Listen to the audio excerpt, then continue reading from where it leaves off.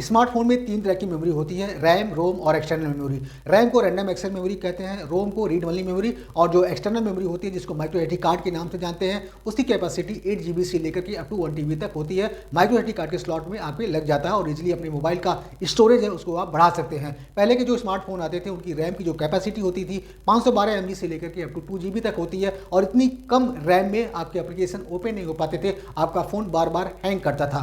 आज के डेट में स्मार्टफोन में रैम की जो कैपेसिटी है वो 4 GB से लेकर के अप टू 16 GB तक आती है।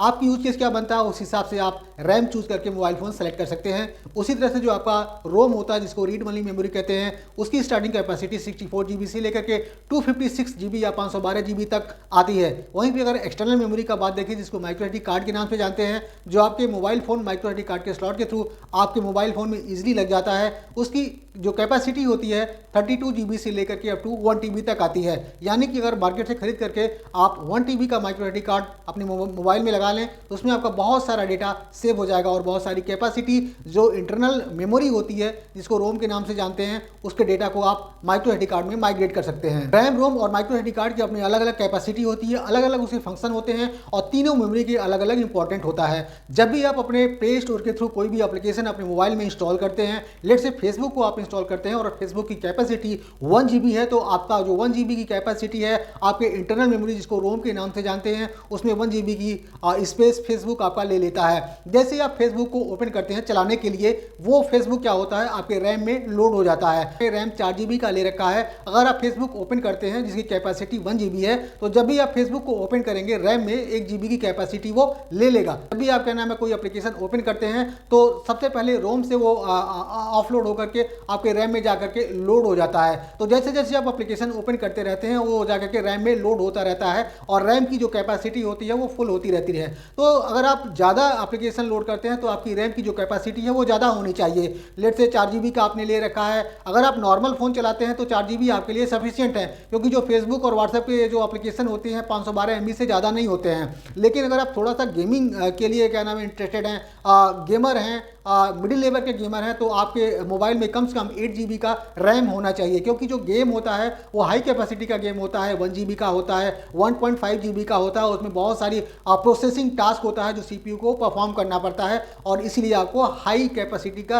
रैम लेना जरूरी होता है, लेट से 8 GB का। अगर आप और ज़्यादा मतलब लेटेस्ट गेम खेलना चाहते हैं, हाई डेफिनेशन वाले गेम या हाईवी गेम खेलना चाहते हैं, तो आपके मोबाइल में कम से कम 16 GB का रैम होना जरूरी है और उसी हिसाब से आपको रोम भी अपने मोबाइल में एक्सटर्नल क्या नाम है उसको इंक्रीज करना। रोम को रीड ओनली मेमोरी कहते हैं। इसकी जो डिजाइन होती है इस मेमोरी की वो रीड इंटेंसिव में होती है। जब भी आप कोई एप्लीकेशन प्ले स्टोर से डाउनलोड करते हैं, जब आप इंस्टॉल करते हैं तो राइट ऑपरेशन होता है।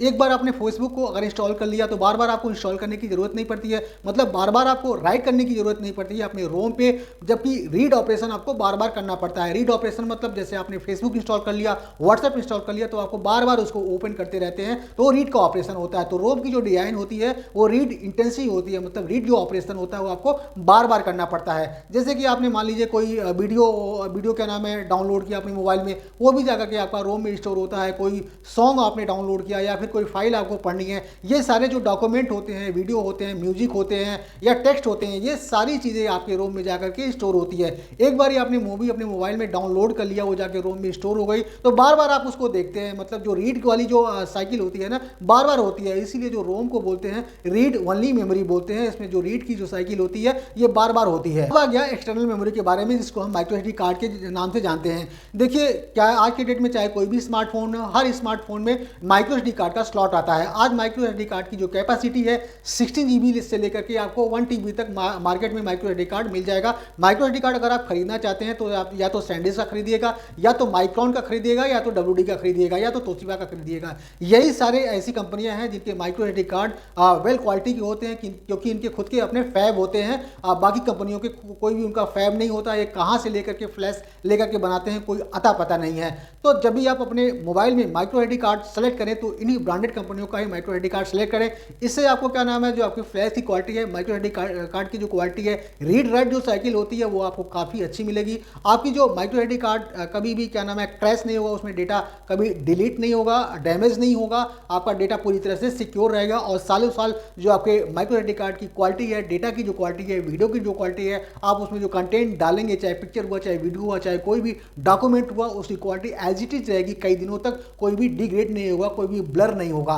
तो माइक्रो एसडी कार्ड जब भी आप अपने मोबाइल फोन में डालते हैं, लेट से 1 TB का डालते हैं, तो 1 TB क्या नाम है आपके मोबाइल फोन में एक्स्ट्रा आपको कैपेसिटी मिलेगी। ऐसे में आपको क्या करना चाहिए, जो आपकी इंटरनल मेमोरी होती है जिसको रोम के नाम से जानते हैं, उसमें जो आप क्या नाम है पिक्चर कैप्चर करते हैं या वीडियो कैप्चर करते हैं या वीडियो डाउनलोड करते हैं, मूवी डाउनलोड करते हैं, रोम की वजह आप एक्सटर्नल मेमोरी जो माइक्रो एसडी कार्ड है उसमें आप क्या नाम है इसको स्टोर कर सकते हैं। इससे आपका जो रोम का स्पेस है काफ़ी सारा स्पेस बच जाएगा, उसमें आप और ज़्यादा एप्लीकेशन इंस्टॉल करके आप उसमें क्या नाम है अपना बेनिफिट ले सकते हैं। तो ये 3 जो मेमोरी होती हैं, तीनों के अलग अलग बेनिफिट होते हैं, अलग अलग अपने फंक्शंस होते हैं। बेसिकली ये होता है कि माइक्रो एसडी कार्ड जो मार्केट में आपको मिलता है वो थोड़ा सस्ता होता है। तो अगर मान लीजिए जैसे जैसे आप अपने मोबाइल में रैम और रोम इंक्रीज करेंगे, मोबाइल का प्राइस बढ़ता चला जाता है, मतलब 10,000, 12,000, 15,000 ऐसे ही एक्सपोनेंशियल बढ़ता है। तो कोशिश यही करिएगा कि कम से कम अपने मोबाइल में 8 GB का रैम तो जरूर होना चाहिए, और इंटरनल मेमोरी 128 GB या 256 GB।